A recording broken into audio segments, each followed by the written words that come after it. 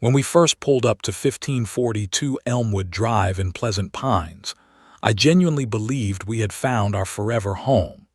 The neighborhood was immaculate. Pristine lawns stretched in every direction. Children played safely on sidewalks unmarred by a single crack, and a sense of order permeated everything from the evenly spaced maple trees to the identical black mailboxes lining the street. My wife Julia squeezed my hand as our daughter Emma pressed her face to the car window, gazing in awe at what would be our new community. The moving trucks had barely departed when the first knock came at our door. I opened it to find a woman in her mid-50s with an expensive haircut and a smile that did not quite reach her eyes.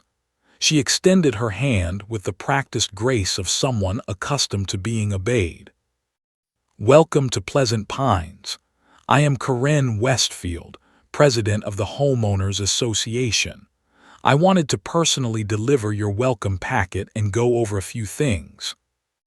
Julia appeared behind me, offering her own professional smile. Something flickered between them, a subtle sizing up that I nearly missed. Karen handed over a leather-bound binder nearly 3 inches thick. "Our community guidelines. Please review them thoroughly. We pride ourselves on maintaining certain standards here in Pleasant Pines." Her eyes drifted past us to our half-unpacked living room, lips tightening almost imperceptibly. "I noticed your mailbox is still the previous owner's. All mailboxes must be black with gold numbering, per Section 17.3 of the bylaws. You will need to address that within 7 days. She paused, glancing toward our front yard. "And your grass is approaching the 4-inch maximum height. The gardening committee meets Thursdays if you need recommendations for appropriate lawn care services." I felt a flush of embarrassment mixed with irritation. We had not even spent one night in our new home, and already we were being reprimanded. Julia, however, maintained her composure. "Thank you for the information, Karen. We will certainly review everything carefully." After Karen left, I flipped through the massive rulebook in disbelief. Regulations governed everything from the acceptable shade of white for window trim to the maximum height of bird feeders. "This is insane," I said to Julia.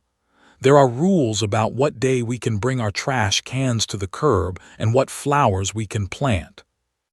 Julia was reading the documents with unusual intensity, occasionally making notes in the margins.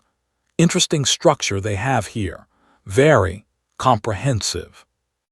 That night, as we lay in bed surrounded by unpacked boxes, I expressed my concerns about the strictness of the neighborhood. Julia listened thoughtfully before responding. "Sometimes systems that seem oppressive have weaknesses. Let her dig her own grave." The cryptic response puzzled me, but I was too exhausted from moving to press further. Little did I know this was the first hint of what was to come. The next morning brought another visit from Karen, this time regarding the moving boxes we had stacked for recycling. Apparently, they were visible from the street, violating Section 23.9 of the Community Aesthetics Code. By the end of our first week, we had received 3 written warnings about minor infractions, each bearing Karen's signature and a passive-aggressive note about maintaining community standards. At the neighborhood welcome party that weekend, I watched Karen holding court among a circle of admirers. She spoke with authority about property values and community integrity, occasionally glancing our way with thinly veiled disapproval. When Julia excused herself to take a phone call, Karen immediately cornered me. "Your wife seems very busy. What did you say she does again?" "She works for the government, legal department," I replied vaguely, following Julia's instructions to keep her specific role private. Karen's smile tightened. "Well, even government employees need to follow the rules. Your fence stain is at least 2 shades too light according to our approved color palette. I will be sending an official notice tomorrow." As she walked away, I felt a growing sense of dread. We were outnumbered in this pristine prison of a neighborhood, surrounded by people who seemed to worship at the altar of conformity that Karen had built. When I expressed my frustrations to Julia that night, she was remarkably unconcerned. "Trust me," she said calmly, organizing the HOA notices we had already received into a folder. "Let Karen continue doing what she does best. Just document everything." The strange glint in her eye made me wonder what exactly my wife was planning. I had never seen this calculated side of her before, and it both intrigued and concerned me. The following weeks brought an escalating campaign against our household.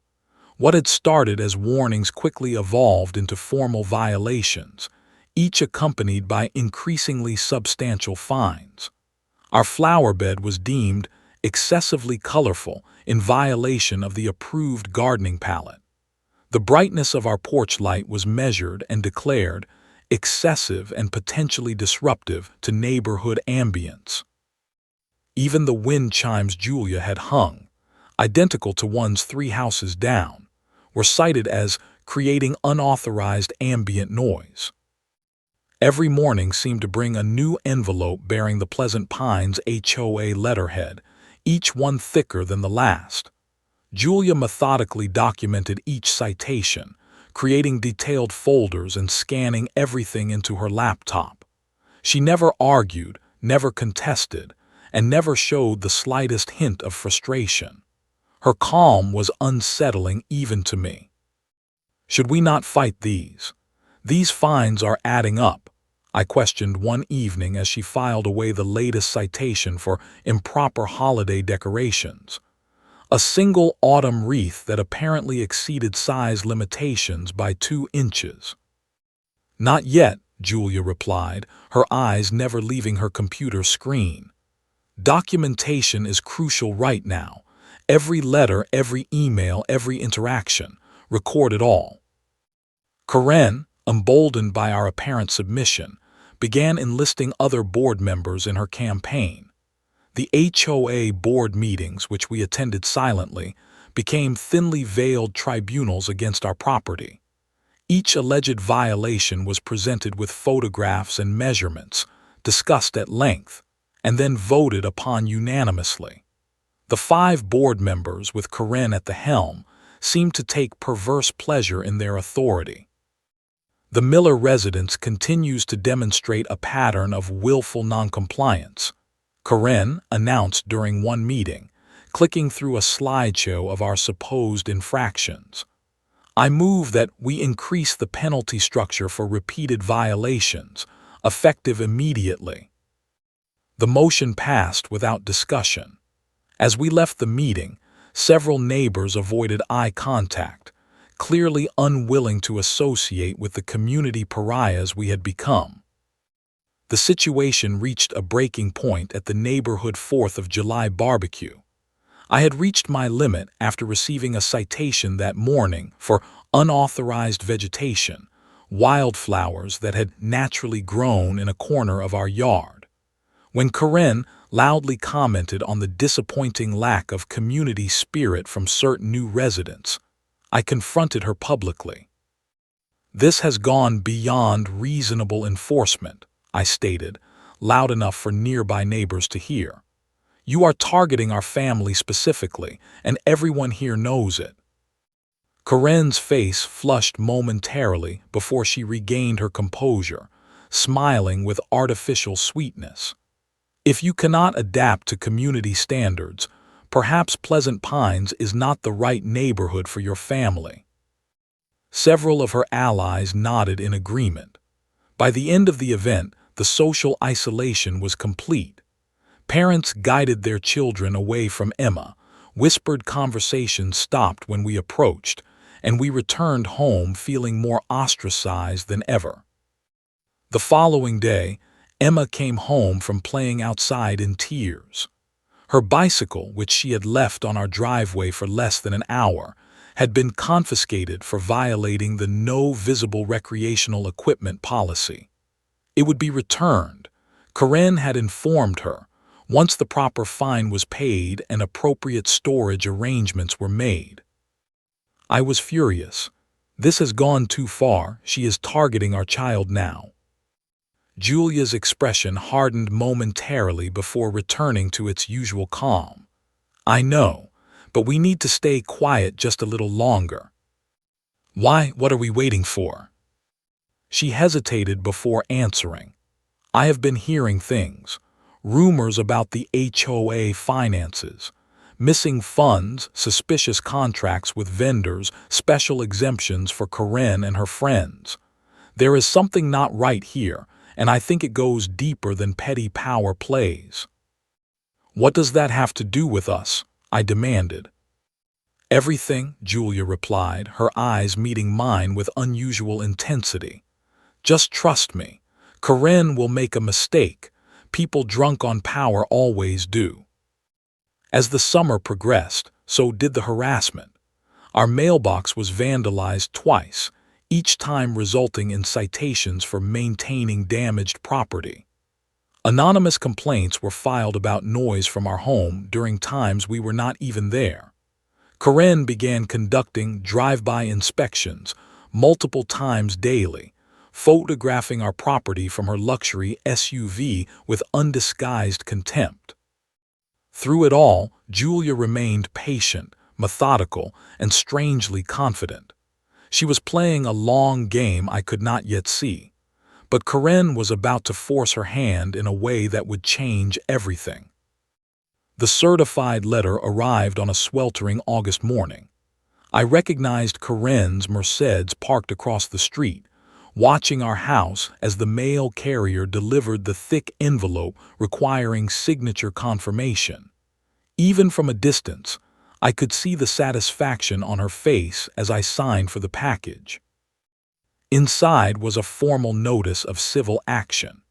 Karen Westfield, on behalf of the Pleasant Pines Homeowners Association, was suing my wife for willful and persistent violations of community covenants, resulting in material harm to neighborhood property values and community standards. The lawsuit sought not only payment of all accumulated fines, now totaling over $7,000, but also demanded we either bring our property into complete compliance within 30 days or face forced sale of our home. A court date had already been set. When Julia arrived home that evening, I met her at the door with the lawsuit papers and a barely contained rage. To my astonishment, her reaction was not anger or distress, but something that looked almost like satisfaction. She finally did it, Julia murmured, scanning the legal documents with the trained eye of someone intimately familiar with legal proceedings. Sooner than I expected, but perfect timing nonetheless. Perfect timing. Julia, they are trying to force us out of our home. How is this perfect anything? My wife placed the papers carefully on our dining room table and gestured for me to sit down. Her expression had shifted to something I had rarely seen before, the calculated precision of a professional about to reveal her true capabilities. There is something I have not told you about my work, she began quietly. Yes, I am a lawyer with the Department of Justice, but my specific role is federal prosecutor with the Housing Fraud Task Force. I specialize in investigating corruption in homeowners associations and housing authorities across 3 states. I stared at her in disbelief. You are what? I have been building cases against fraudulent HOAs for the past 5 years. Last year, we received anonymous tips about several associations in this county, including Pleasant Pines. The pattern was always the same: excessively strict enforcement, targeted harassment, questionable financial management, and ultimately, forced property sales that somehow always benefited the same small group of investors. My mind raced to process this revelation. So you knew. When we bought this house, you already knew about the HOA problems here. Julia nodded. I could not tell you. The investigation was already underway, but we needed someone on the inside, someone they would never suspect. When this house came on the market, it was the perfect opportunity. You used our family as bait, I said, the realization dawning with a mixture of awe and betrayal. I protected our family by controlling the situation, she corrected gently. Karen Westfield and her associates have forced 6 families out of this neighborhood in the past 3 years. The properties were always purchased by shell companies that trace back to her husband's investment firm. They manipulate the system, create impossible conditions, then profit from the misery they cause. She opened her laptop and showed me spreadsheets, photographs, and investigation notes dating back months before we had even considered moving to Pleasant Pines. The scope of her investigation was massive, involving bank records, shell companies, and a network of corrupt contractors who overcharged for HOA services and kicked back percentages to board members. Karen just made the dumbest move of her life, Julia said, holding up the lawsuit papers. By filing this civil action, she has created an official record of her harassment campaign and opened herself up to discovery procedures that will expose everything. So what happens now? I asked, still processing the fact that our entire move had been part of an operation I knew nothing about. Julia's expression turned serious. Now things will move quickly. I need to contact my team. We have enough evidence to move forward with federal charges, but this lawsuit gives us the perfect entry point. She squeezed my hand. I am sorry I could not tell you everything, but I needed your genuine reactions. If you had been acting, they would have known something was wrong. That night, as Julia made phone calls from her home office, I watched Karen's house from our bedroom window. The lights were on, and I could imagine her celebrating what she thought was her ultimate victory over us. She had no idea that her world was about to implode. Prepare yourself, Julia warned when she finally came to bed. Things are about to explode, and we will be at the center of it all. With the lawsuit now filed, Julia's investigation entered a new phase. What had been a careful collection of evidence became a comprehensive legal offensive. Using the discovery process available through the civil case, she began formally requesting documents that the HOA had previously kept private. Financial statements, board meeting minutes, vendor contracts, and enforcement records covering the past 5 years. Each request was meticulously crafted to appear as standard legal procedure for our defense, while actually serving the larger federal investigation. Karen, overconfident in her position and unaware of my wife's true role, complied with the minimum required disclosures, unwittingly providing crucial evidence with each document. Look at this, Julia said one evening, spreading papers across our kitchen table after Emma had gone to bed. Their landscaping contract is with Mountain Vista Services, a company that does not exist except on paper. The payments go to an account controlled by the HOA treasurer's brother-in-law at triple the market rate for the services supposedly provided. She showed me another document, a financial statement showing hundreds of thousands in collected fines, but only a fraction appearing in the HOA's official accounts. Where does the rest go? I asked. That is what we are going to find out, Julia replied, her eyes gleaming with the thrill of the chase. The following week, Julia attended the monthly HOA meeting with a new strategy. Instead of silently accepting the board's decisions, she began asking questions, subtle, precisely targeted questions about financial procedures and enforcement standards. Each query seemed innocent enough, but was designed to elicit responses that contradicted the documentary evidence she had already collected. I am curious about how violation notices are determined, she asked during the open discussion period. Is there a standard inspection process applied equally to all properties? Karen bristled visibly at the question. As board president, I personally ensure that community standards are maintained uniformly throughout Pleasant Pines. Our enforcement is entirely consistent and transparent. Interesting, Julia replied mildly. Because according to the records provided in discovery, your own property has received 0 citations despite documented complaints from neighbors about your non-compliant garden structure. A tense silence fell over the room. Karen's face flushed with anger before she regained her composure. Those complaints were determined to be without merit after proper investigation. Next question, please. But the seed of doubt had been planted. I noticed several homeowners exchanging glances, clearly uncomfortable with what they had just heard.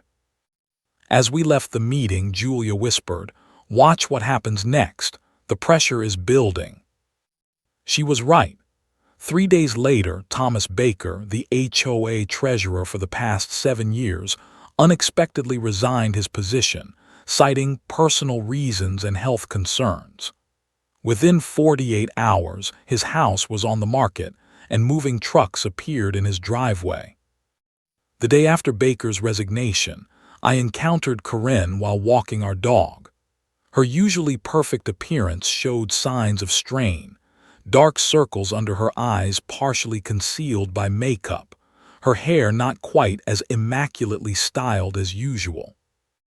"Your wife seems to have developed quite an interest in HOA operations," she said, her voice brittle with barely contained hostility. "Such a shame that her energy is being wasted on frivolous concerns instead of addressing your numerous violations." "Perhaps she just believes in accountability," I replied, emboldened by what I now knew. "Seems like that concept makes some people nervous." Karen stepped closer, abandoning all pretense of civility. "Let me be perfectly clear. You and your family do not belong in Pleasant Pines. One way or another, you will be gone by summer. I have never lost a case, and your little hobby lawyer wife is out of her depth." She stalked away before I could respond, leaving me standing on the sidewalk with a mixture of anger and satisfaction. That evening, I recounted the encounter to Julia. "She called you a hobby lawyer," I said, unable to suppress a laugh despite the threat. Julia smiled. "Perfect. The more confident she is, the harder she will fall." She closed her laptop and looked at me seriously. "The investigation is nearly complete. We have traced the money through 6 different shell companies, documented over 50 cases of selective enforcement, and identified nearly $400,000 in misappropriated funds. The U.S. Attorney has approved the indictment submission." "So when does Karen find out who she is really dealing with?" I asked. "Soon," Julia promised, "very soon." As September turned to October, the neighborhood dynamic began to shift subtly. The constant flow of violation notices to our home slowed to a trickle. Neighbors who had previously avoided us began making cautious overtures, a wave here, a brief conversation there. Something was changing in Pleasant Pines, and Karen could sense it slipping through her fingers. The first news story broke on a Tuesday morning. The local paper ran a front-page article titled, "Federal Investigation Targets Homeowners Associations Across County." While Pleasant Pines was not specifically named, the article detailed patterns of fraud, selective enforcement, and financial mismanagement that mirrored exactly what was happening in our community.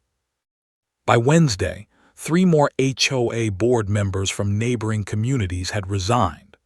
On Thursday, the regional television news ran a segment featuring interviews with families who had been forced from their homes under suspicious circumstances.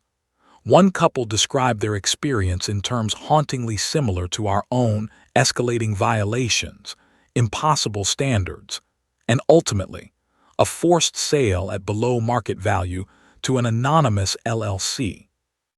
The pressure was building, and Karen was beginning to crack. I spotted her marching from house to house, spending hours in closed-door meetings with remaining board members and her most loyal allies. Her Mercedes, once meticulously clean, sat in her driveway unwashed.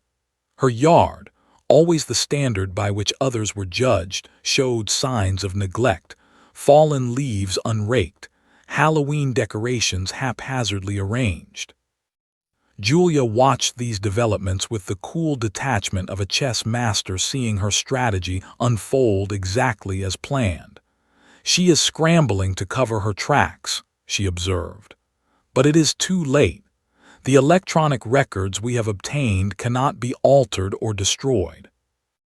The following Monday, an anonymous email circulated throughout the neighborhood, detailing specific instances of Karen's favoritism and abuses of power.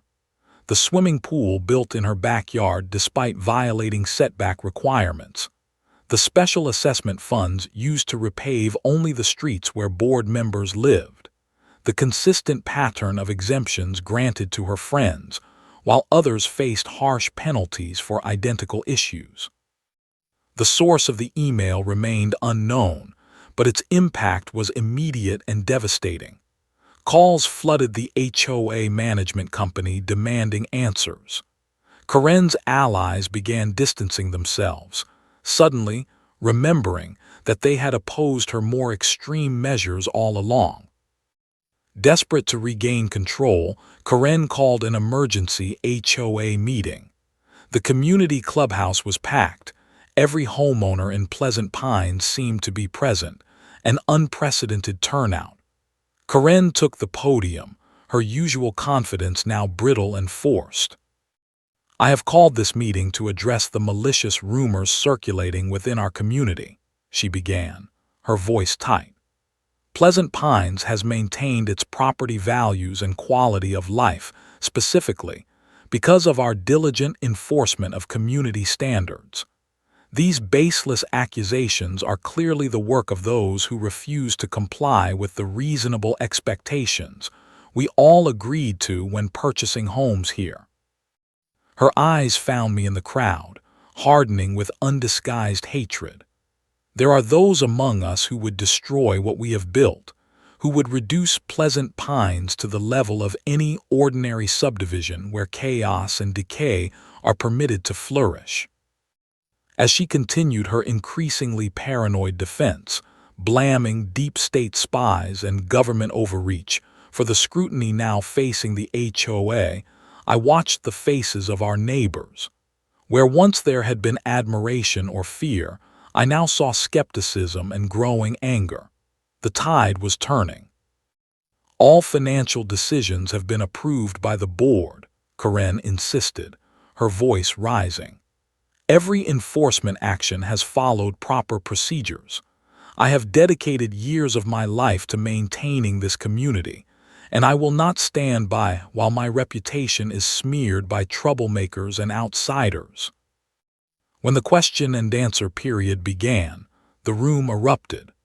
Homeowners who had silently accepted Karen's rule for years now demanded explanations for financial discrepancies, questioned the lack of competitive bidding for contracts, and called for a complete audit of HOA accounts. Karen's responses grew increasingly desperate and contradictory. When confronted with specific examples of selective enforcement, she blamed the management company. When questioned about financial irregularities, she deflected responsibility to the resigned treasurer. Her carefully constructed facade was crumbling in real time. As the meeting dissolved into chaos, Julia sat quietly beside me, taking notes but offering no comments. When Karen finally gavelled the meeting to a close and fled the podium, my wife leaned over and whispered, "She just confessed to everything we needed on record. It is time." The next morning, Julia received the call she had been waiting for. The Justice Department had formally approved the case for prosecution. After months of investigation and evidence gathering, Karen Westfield and her associates would finally face justice. "It happens tomorrow," Julia told me that evening. "The arrest warrants have been issued. I have been authorized to lead the operation personally." "Will they come here to arrest her at home?" I asked, concerned about Emma witnessing such a scene. Julia shook her head. "No, we will do it at tomorrow night's HOA board meeting. Maximum impact, minimum risk. Every member of the conspiracy will be present." That night, I watched Karen's house from our window once more. Lights burned until dawn, silhouettes moving frantically behind the curtains. She sensed the noose tightening but had no idea who had tied the knot. The scheduled board meeting to discuss the lawsuit against us had drawn an unprecedented crowd. Every seat in the community clubhouse was filled, with additional residents standing along the walls. The tension in the room was palpable. Whispered conversations ceased abruptly as Karen and the remaining board members took their seats at the front table. Karen looked exhausted but determined, shuffling papers with forced precision as she called the meeting to order. "Our first agenda item tonight is the ongoing legal action against the Miller residents for persistent covenant violations. As you know, this case represents a critical precedent for enforcement of our community standards." Julia and I sat in the front row, directly in Karen's line of sight. Throughout the ordeal of the past months, my wife had always dressed casually for these meetings, part of her cover as just another homeowner. Tonight, however, she wore a crisp charcoal suit, her Department of Justice credentials hanging from a lanyard around her neck, still partially concealed by her jacket. "Before we proceed," Karen continued, "I want to address the malicious rumors that have been circulating. The financial management of this HOA has been impeccable, and any suggestions of impropriety are completely unfounded. Now, regarding the Miller property." "If I may interrupt," Julia said, rising from her seat. Her voice carried a new authority that immediately silenced the room. Karen's face flushed with anger. "You will have an opportunity to speak during the homeowner comment period. Board business comes first." "This is federal business, Ms. Westfield," Julia replied, opening her jacket to reveal her credentials. "Julia Miller, Federal Prosecutor, Department of Justice Housing Fraud Task Force." The room erupted in gasps and murmurs. Karen's face drained of color as Julia approached the board table, placing her credentials on the surface where everyone could see them. "For the past 11 months, the Department of Justice has been investigating a pattern of fraud, racketeering, and financial crimes perpetrated through homeowners associations in this county.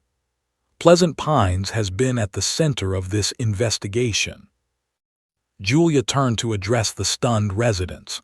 "What many of you have experienced, selective enforcement, excessive fines, arbitrary rule changes, was not simply strict community management.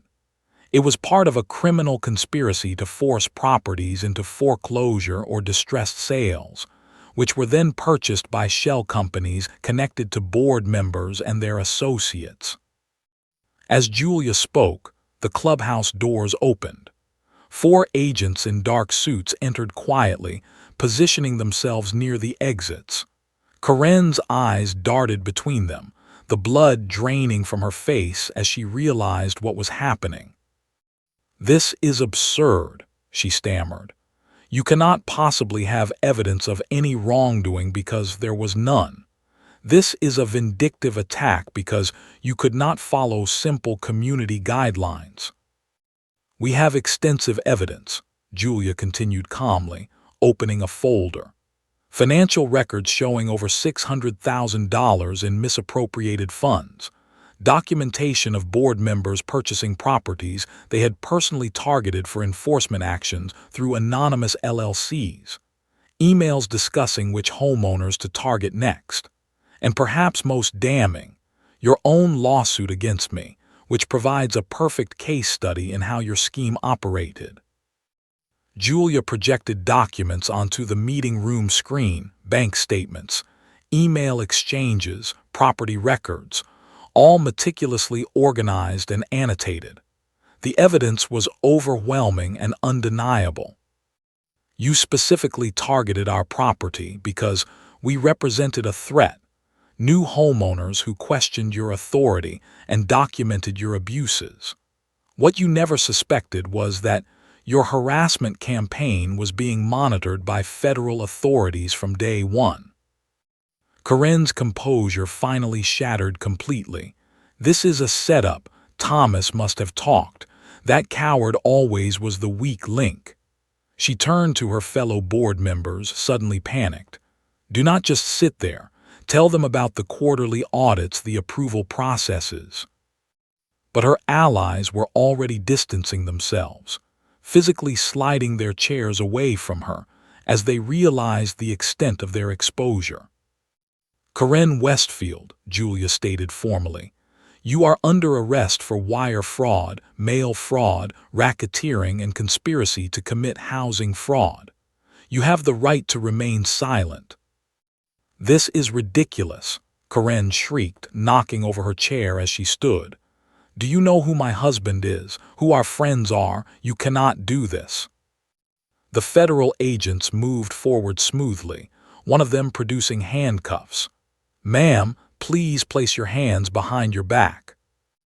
As the agents led Karen away, she locked eyes with me one final time, her expression a mixture of hatred and disbelief. The clubhouse had fallen completely silent, the residents of Pleasant Pines witnessing the collapse of a regime that had terrorized them for years.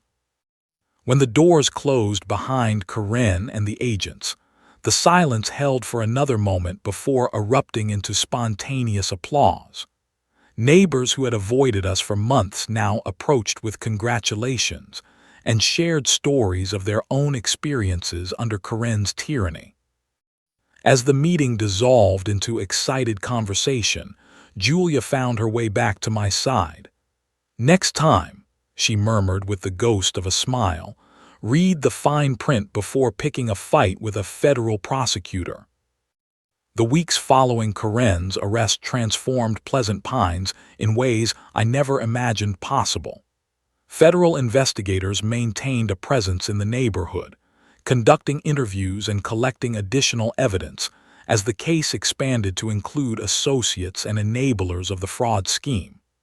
3 additional board members were arrested, along with Karen's husband and the principals of several contracting companies that had participated in the kickback schemes. The community itself underwent a rebirth of sorts. An interim board was established under county supervision, with elections scheduled for the following month. Julia, despite her role in the investigation, declined nomination but offered to serve as an advisor to ensure the new governance structure would protect against future abuses.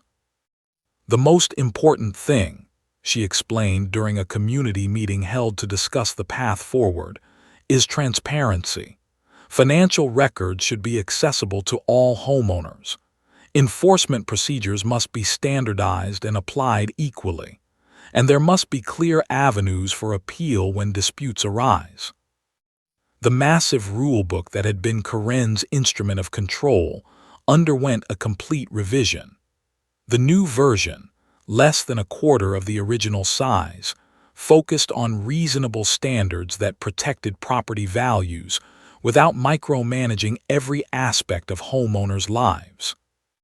Our neighbors, many of whom had shunned us during Karen's reign, now approached with apologies and gratitude. Emma once again had friends to play with, and invitations to neighborhood gatherings filled our calendar. I always knew something was wrong, our next-door neighbor confessed over coffee on our patio. a gathering that would have resulted in citations just weeks earlier. But Karen had a way of making you feel that questioning her was questioning the entire community. We were all afraid of becoming targets. As spring arrived, the physical transformation of Pleasant Pines became visible. Gardens bloomed with previously forbidden flowers. Houses were painted in a wider range of approved colors. Children's bikes and toys appeared on driveways without fear of confiscation. In our own small act of defiance, we painted our mailbox bright red, a color that would have resulted in immediate fines under the old regime. Instead of criticism, it inspired others to express their individuality within reasonable boundaries. Soon, the formerly identical street displayed a rainbow of mailbox colors, each representing a family's freedom from oppression. The federal case against Karen and her co-conspirators progressed through the justice system.